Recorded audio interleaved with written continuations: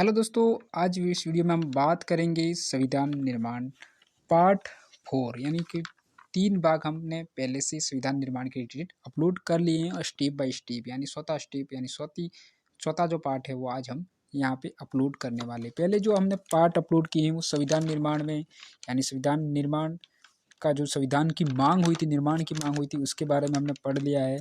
और संविधान सभा की मांग, इसके बाद में कैबिनेट मिशन का गठन और कितनी रियासतें थी इसमें, जो संविधान सभा का गठन कैसे हुआ उसके बारे में हमने पढ़ लिया था। इसके बाद में अंतरिम सरकार का गठन भी हमने यहाँ पर देख लिया था। ठीक है, अंतरिम सरकार में सदस्य कौन कौन थी यानी कि 1946 का अंतरिम सरकार का जो वो था उसको हमने पूरा पढ़ लिया था।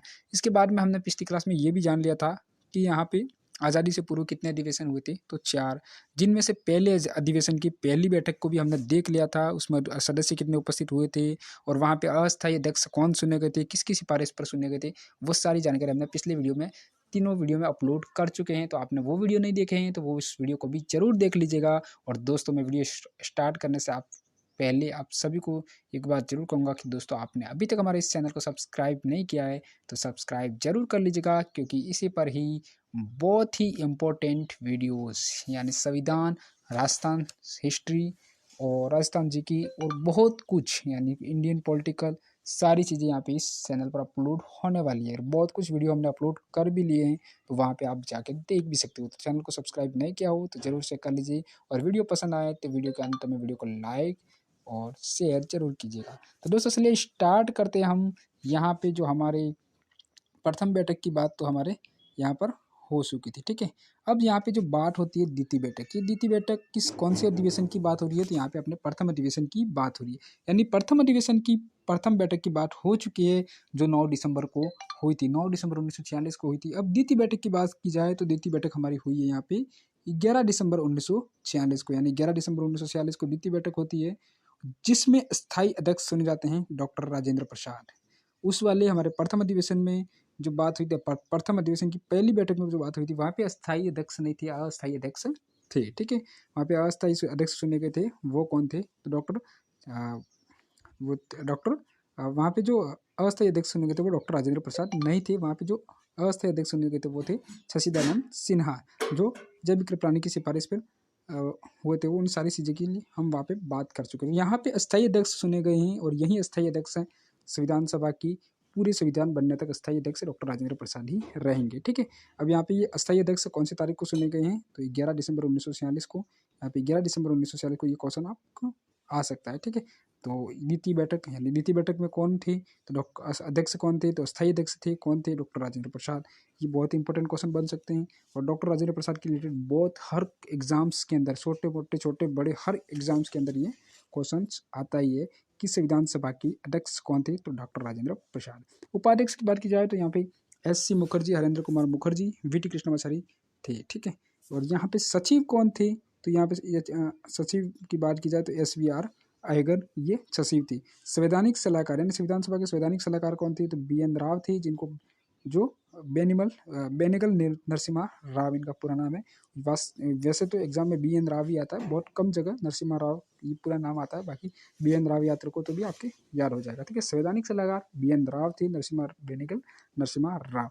और यहाँ पे अस्थायी अध्यक्ष डॉक्टर राजेंद्र प्रसाद, उपाध्यक्ष, ये चीज़ बहुत ही इंपॉर्टेंट है, इनको याद कर लीजिए। यानी इस वीडियो में जो भी बताने वाले बहुत ही इंपॉर्टेंट वीडियोस होने वाला है, तो इस वीडियो को जरा सा भी स्किप नहीं करना है। द्वितीय बैठक की बात हो गई, अब यहाँ पे तीसरी बैठक, ये भी तीसरी बैठक भी कौन से अधिवेशन की है, तो प्रथम अधिवेशन की है। ठीक है, तो यही प्रथम अधिवेशन की तीसरी बैठक कौन सी तारीख को हुई, तो 13 दिसंबर 1946। ये बहुत ही इंपॉर्टेंट है, इसके रिलेटेड बहुत क्वेश्चन आ चुके हैं। ठीक है, तो यहाँ पे जो हमारा तीसरी बैठक हुई थी वो 13 दिसंबर 1946 को। प्रथम बैठक 9 दिसंबर, दूसरी बैठक 11 दिसंबर, तीसरी बैठक 13 दिसंबर। और ये तीनों बैठक कौन सी अधिवेशन की है, प्रथम अधिवेशन की है। यानी तीसरे बैठक में जो यहाँ पे जवाहरलाल नेहरू ने उद्देश्य प्रस्ताव पेश किया था। क्या पेश किया था दोस्तों, तो यहाँ पे उद्देश्य प्रस्ताव पेश किया था। ये उद्देश्य प्रस्ताव है, ये किसने पेश किया था, यहाँ पे जवाहरलाल नेहरू ने पेश किया था। कब पेश किया था, तो 13 दिसंबर 1946 यानी तीसरी बैठक में पेश किया था। ठीक है दोस्तों, ये आपको समझ में आ गया होगा कि उद्देश्य प्रस्ताव कब पेश किया आ जाए, तो 13 दिसंबर 1946 यानी प्रथम अधिवेशन की तीसरी बैठक में ये उद्देश्य प्रस्ताव पेश किया था। और किसने किया था, तो जवाहरलाल नेहरू ने किया था। सिंपल सी बात है, आपको समझ में आ गई होगी, मैंने 2 बार दोहरा दिया है, ठीक है। और इसके बाद और क्या हुआ था, तो अनुच्छेद 8 भी, और इसके अलावा इस पर चर्चा कितने दिन हुई, तो 8 दिन।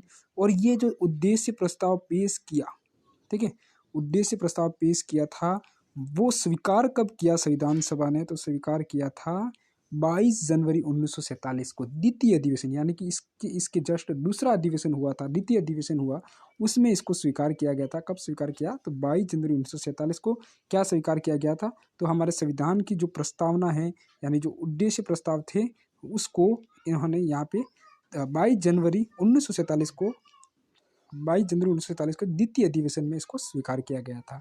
तो ये बहुत ही इंपॉर्टेंट है, इसके रिलेटेड हर एग्जाम्स में क्वेश्चन बनता ही बनता है दोस्तों। अब बात की जाएगी यहाँ पे, तो ये जो दोनों बैठकें होगी, इसके बाद में 20 फरवरी 1947 को जो वहाँ पे अपने इंग्लैंड के प्रधानमंत्री यानी पीएम थे एटली ने घोषणा कर दी कि 20 फरवरी 1947 को क्या घोषणा की, वो यहाँ पे आप देख सकते हो कि 30 जनवरी 1947 तक भारत को आज़ाद कर दिया जाए। वैसे आपने भारत तो 15 अगस्त 1947 को आज़ाद किया, लेकिन एटली ने 20 फरवरी 1947 को ही, यानी कि फरवरी माह में ही 20 फरवरी को इन्होंने घोषणा कर दी थी कि 30 जून 1947 तक भारत को आज़ाद कर दिया जाएगा।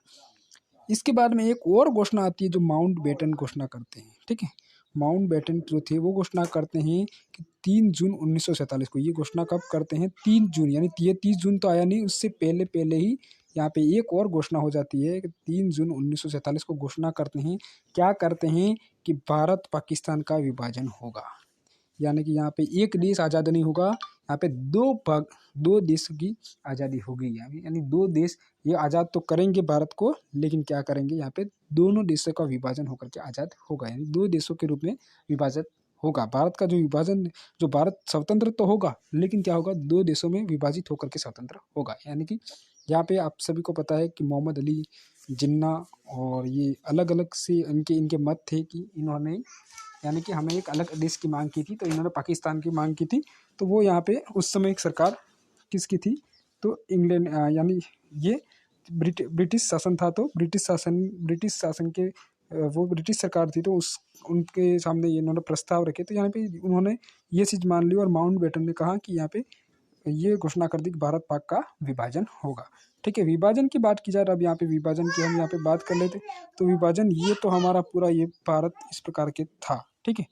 ये पूरा हमारा भारत है, ये यहाँ पे ये हमारा पूरा ये वाला ये हिस्सा पूरा भारत था, ठीक है।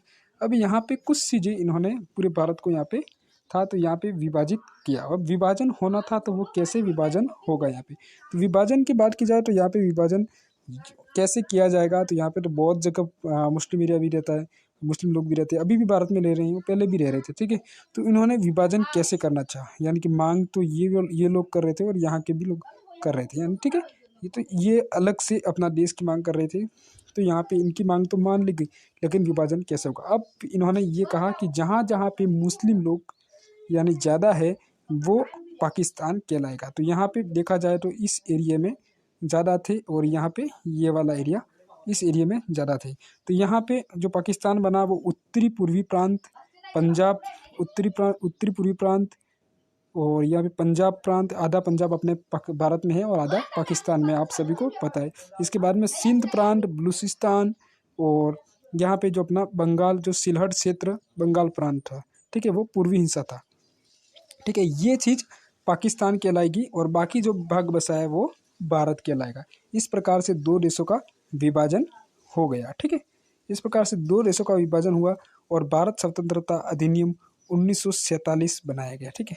फिर यहाँ पे एक नया जो अधिनियम पारित किया, भारत स्वतंत्रता अधिनियम 1947 पारित किया गया, और ब्रिटेन की संसद से ये पारित किया, कब किया गया, 18 जुलाई 1947 को, ठीक है। 15, ये हमारा देश आज़ाद होने से पहले ये जो स्वतंत्रता अधिनियम था, यानी ये 15, ये बहुत बार आता है कि भारत स्वतंत्रता अधिनियम कब पारित किया गया, तो ये 18 जुलाई 1947 को पारित किया गया। और कहाँ से पारित किया गया, तो ये बहुत ही इंपॉर्टेंट है, ब्रिटेन की संसद से पारित किया गया था दोस्तों।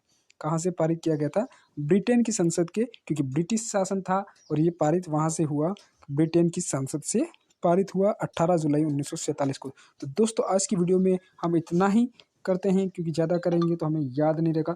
तो दोस्तों आपको इस वीडियो में कुछ समझ आया हो और कुछ अच्छा लगा हो तो वीडियो को लाइक और चैनल को सब्सक्राइब जरूर कीजिएगा, और कुछ आपको समझ नहीं आएगा नीचे कमेंट जरूर कीजिएगा, जो प्रॉब्लम है उसको भी कमेंट कीजिएगा। दोस्तों नोट्स वगैरह चाहिए तो वो भी आप कमेंट कर सकते हैं, हम आपको प्रोवाइड करेंगे। दोस्तों वीडियो अच्छी लगी तो वीडियो को लाइक चैनल को सब्सक्राइब कर दीजिए। देखते हैं हमारे नेक्स्ट वीडियो में, ऑल द बेस्ट।